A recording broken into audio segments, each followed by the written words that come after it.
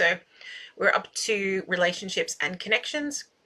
And as I said, we're getting into, for this last run through all the domains, we're getting a little bit deeper into all of them. And so it seemed like Kismet, fate, whatever you like to call it.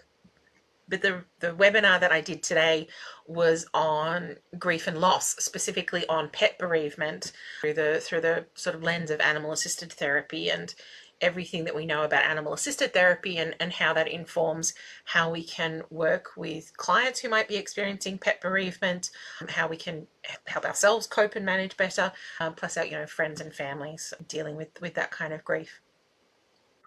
And I've done a lot of different webinars over the years on grief and loss. It's something we spent a lot of time talking about in my role at IVF, when I did some guest lectures with the Australian Centre for Grief and Bereavement. And the thing that's always struck me is there's so many models, there's so many ways we have of trying to explain grief and loss in a cognitive sense, because we want to make sense of it, because it hurts and we don't like it and we don't want to feel it any longer than we have to. So if we can make sense of it, we can, get through it faster. That's certainly been my experience personally. But I don't think there is a model that's ever going to explain it or create a way for it to be okay. But I think there's lots of little things from all of the models, going back to Freud and his mourning and melancholia, that all up gives us an idea and gives us a way forward and a way of traveling through the grief, and explaining why it is so hard and why it does feel so bad. So, and the thing that it has come back to for me is relationships, which is obviously the theme of tonight's video.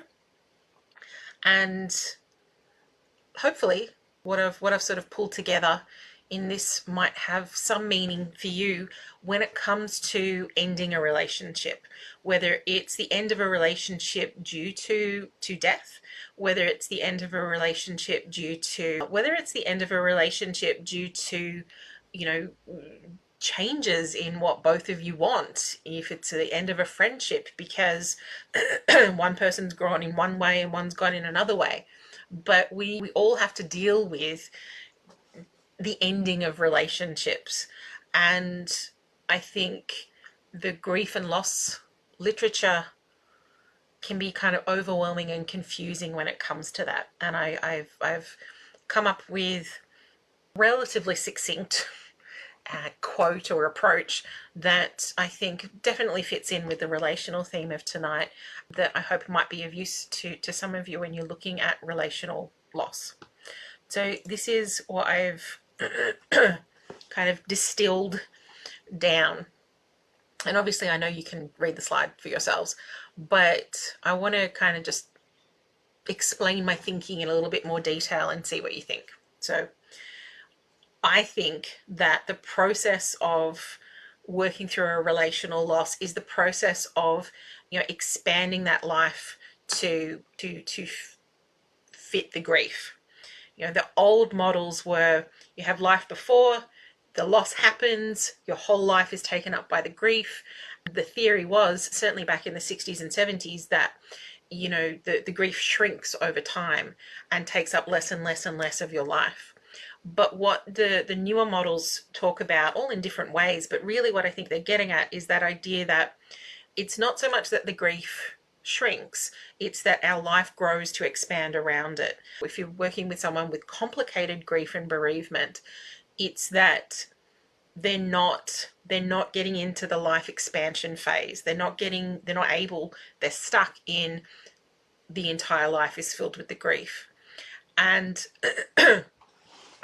I think it makes sense to me that one of the things that helps that life expansion, the other way that I talk about it sometimes is, if you've got one child, and people would sometimes, if I have a second child, how am I going to love them as much as I love the first child? And somehow your heart expands to feel that love.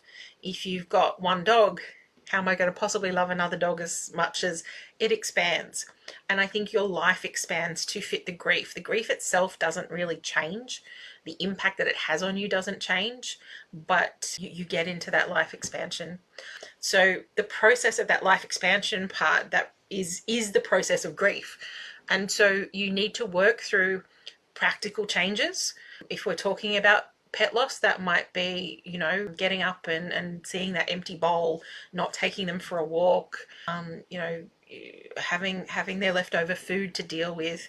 If you're talking about the end of a relationship, it might have, not having someone to go to chess club with, or I don't know why chess club came into my mind, but the practical changes of the new reality and what your world looks like now can in very, very simple, concrete, practical terms look very, very different.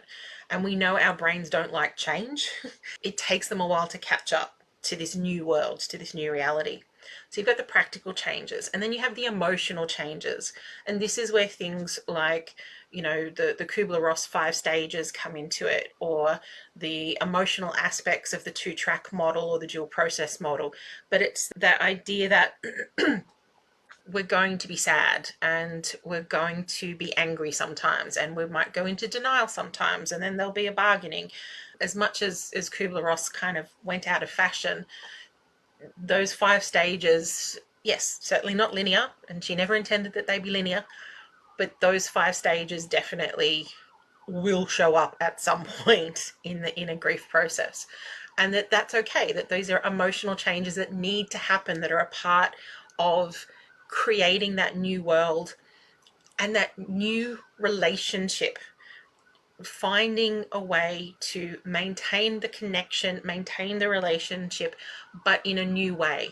You're different, the world is different, the relationship is different, but it is still significant.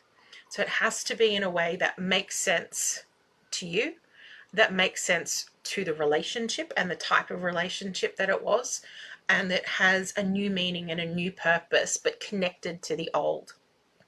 So I suppose that's my relational model of grief processing.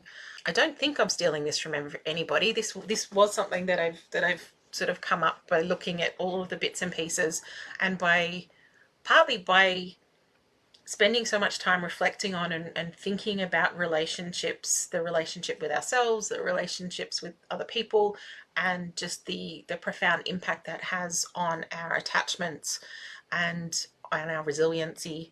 And then today, doing this webinar, reflecting on it and thinking about, yeah, there's practical stuff, there's emotional stuff, but more than anything, I think to get to the point where the grief is not the only thing that you see and the only thing that you feel anymore, at least in my experience personally and professionally, there needs to be an ongoing relationship of some sort, whatever that looks like.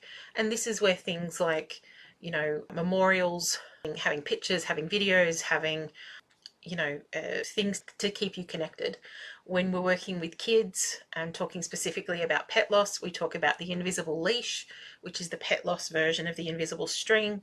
But talking about that idea that that connection doesn't die with the person or the animal that you are connected to. It changes significantly and dramatically.